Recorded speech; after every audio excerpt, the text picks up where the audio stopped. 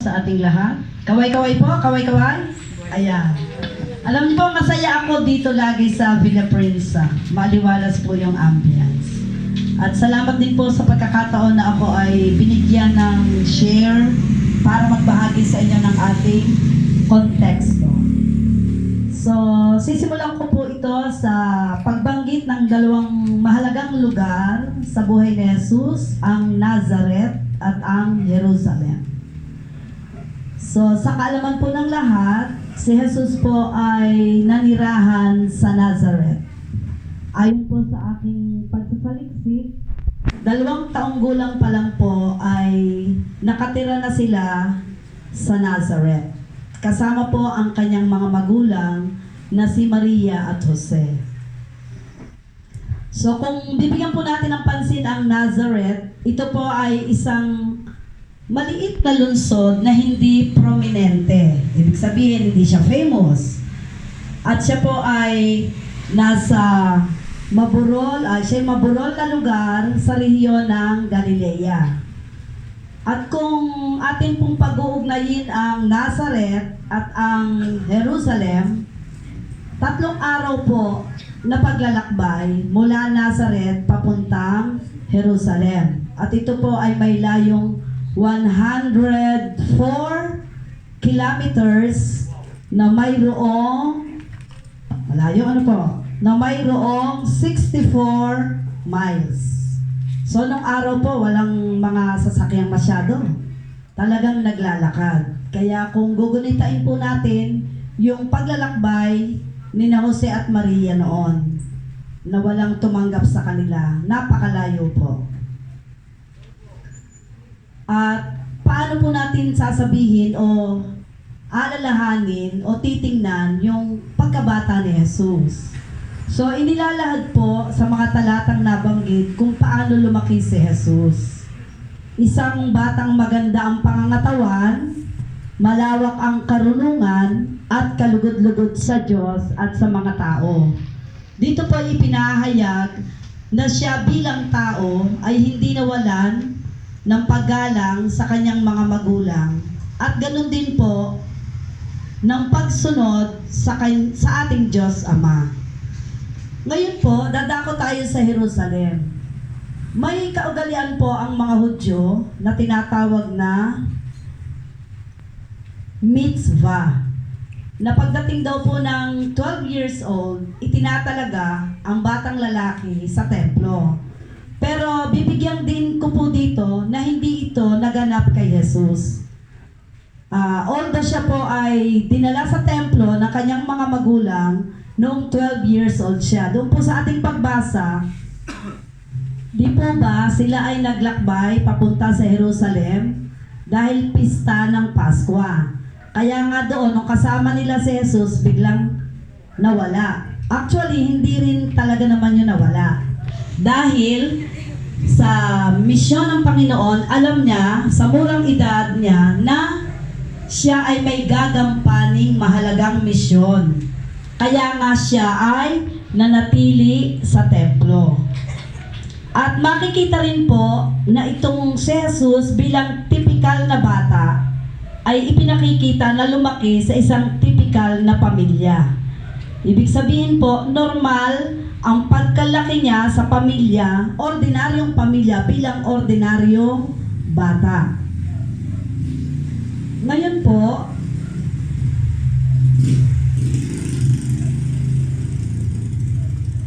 ang lungsod ng Jerusalem, kung ating aalamin, ay mahalaga sa buhay ng mga Hudyo noong unang siglo.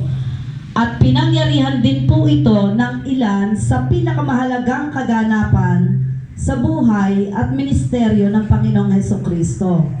Dahil sa Jerusalem po natupad at ginampanan ng ating Panginoon ang kanyang tungkulin na nakatakda na. At ang templo po ay sentro ng paniniwala ng mga Hudyo. Kaya ang pagtigil ni Jesus sa templo ay nagpamalas ng malalim na kaugnayan niya sa kanyang pinagmulan at malalim na pagkaunawa sa kanyang banal na misyon. Ang pananatili po ni Jesus ay nang matagal sa templo ay pagpapakita ng paggalang sa kanyang mga magulang at ganoon din po ay resulta ng kanyang kaalaman na gaganapin niya ang ipinapagawa sa kanya ng kanyang amang Diyos. Ibig sabihin po, noong siya ay nasa templo, alam na ng Panginoon kung ano ang kanyang mahalagang misyon na gagampanan. Ang kakayanan niya na makipag-usap sa mga guro sa templo at ang kanilang paghanga sa kanyang kaalaman ay nagpakita ng kanyang hindi pangkaraniwang karunungan. So, ibig sabihin po, si Jesus noon ay nagpakita na ng kakaibang katangian ng kanyang karunungan. Ang kanyang pakikinig at pagtatanong sa mga matatanda ay nagpakita ng kanyang buong paggalang sa kanila bilang isang mag-aaral na nababagay sa isang bata sa kanyang edad. Kaya nga po siya ay kinalugdan din ng mga tao sa paligid. So, dito po, mula sa pangyayaring ito, siya sa Jerusalem ay nagbalik. Noong hindi na siya bata, di po ba, nagmisyon na siya noong siya ay 30 years old na. So, doon na nagsimula ang ministeryo ng ating Panginoon. Kaya doon ko na po tinatapos yung aking sharing. Marami pong salamat. So, bilang napulot sa konteksto ni Ate Susan, so kung mapapansin niyo po, meron pong pinahalagan sa konteksto si Ate Susan. Yun yung dalawang lugar na kung saan ay mahalagang-mahalaga sa buhay ni Jesus. So, bilang parte po ng pagsunod sa buhay ni Jesus, sana tayo din, pumili din tayo ng mga lugar na kung saan dadalhin din natin ang ating mga anak o ang mga bata o kung sino man sa mga kaibigan natin na gusto natin magkaroon ng magandang ugnayan. Kasi kung pipili kayo ng lugar na pagdadalahan mo, halimbawa kaibigan mo, so sana piliin natin yung lugar na talagang magiging napakahalaga o magkakaroon ng sentimiento sa buhay natin. So yun yung sana may pahatid ko sa inyo na hindi lang basta kunyari mall na lang palagi sa mga magulang, mall na lang lagi pupuntahan ng mga bata. Siguro sundan din natin yung mga lugar na kung saan talaga magde-develop yung bata. Tulad ng kamag-anak, puntahan natin yung mga kamag-anak o yung mga lugar na kung saan talaga matututo yung bata para maging masunurin din sila o maging maunlad sila pagdating ng panahon. So, yun po yung tandaan natin. Sa buhay naman ni Jesus, nandun yung Nazareth at ang Jerusalem. So, ang susunod po na ating bahagi ay ang Bible Trivia. Ang kaso, ako na po magpapahayag, wala kasi si Brother Briggs. So, ang trivia po natin ngayon ay ang ano-ano po yung mga obligasyon nung mga panahon na yon ni Jesus na tinuturing na obligasyon ng mga Hudyo. So, meron po sa Judaism na sa mga Hudyo, meron po silang mga obligasyon o kautusan na sinusunod.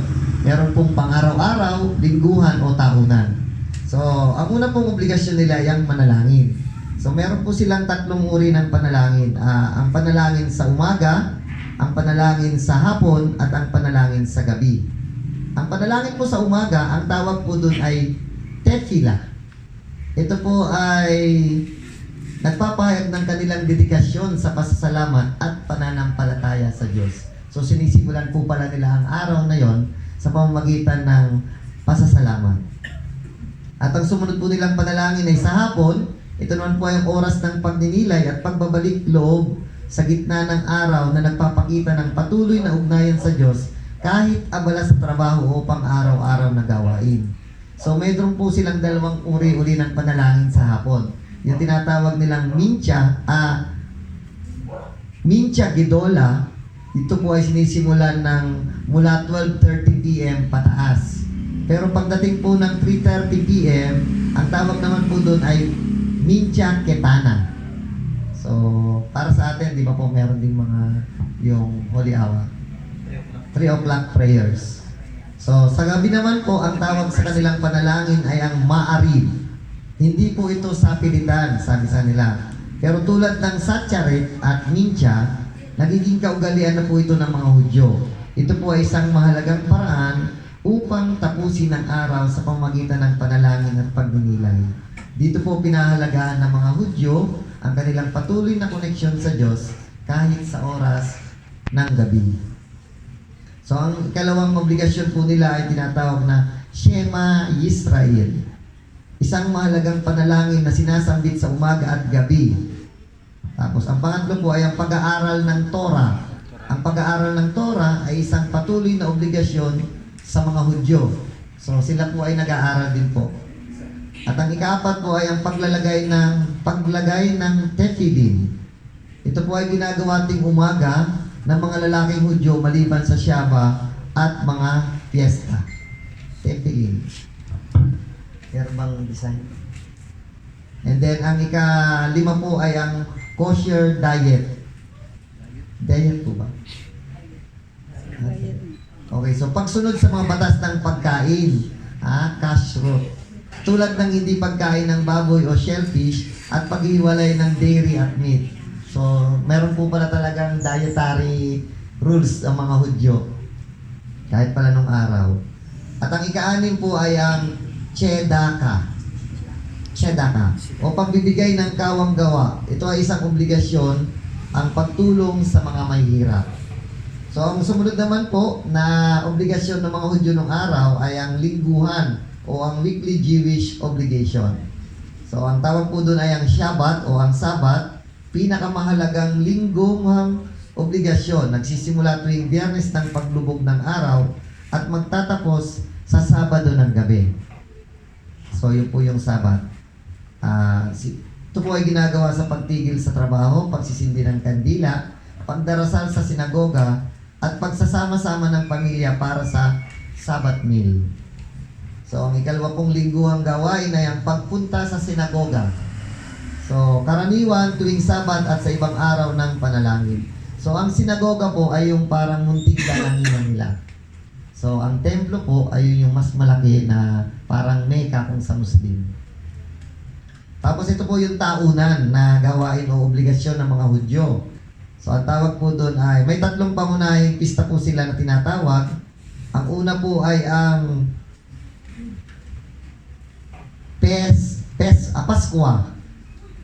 Paskwa.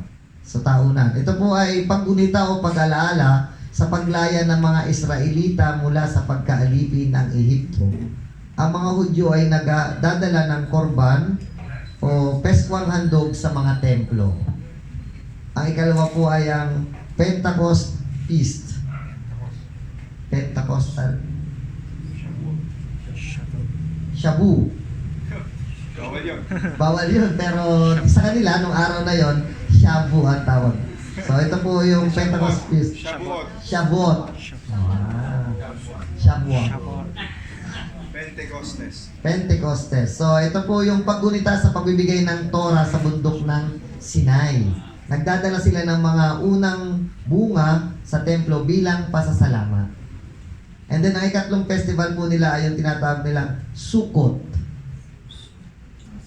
Okay. Pag-aalaala sa 40 taon ng paglalakbay ng Israel sa ilang.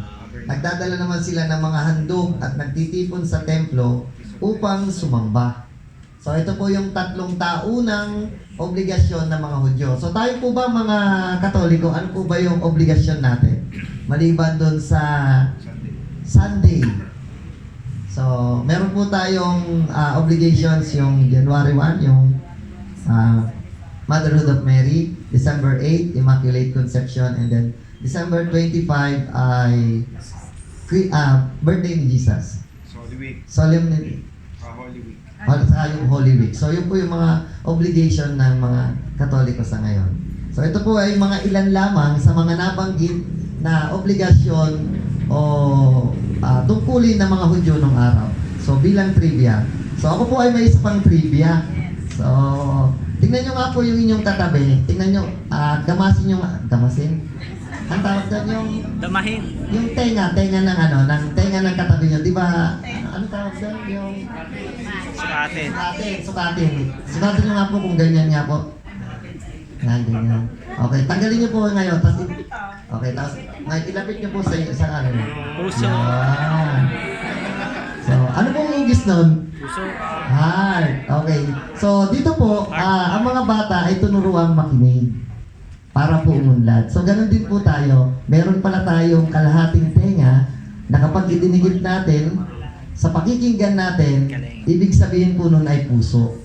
So, kayo ay nakikinig dahil meron kayong puso. And then, kayo ay susunod dahil kayo ay nakinig.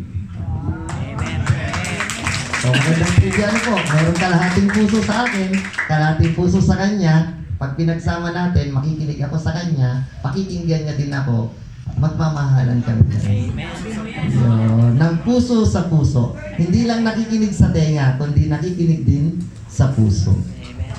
Salamat po sa trivia. So, ang susunod po natin ay ang, ano ba?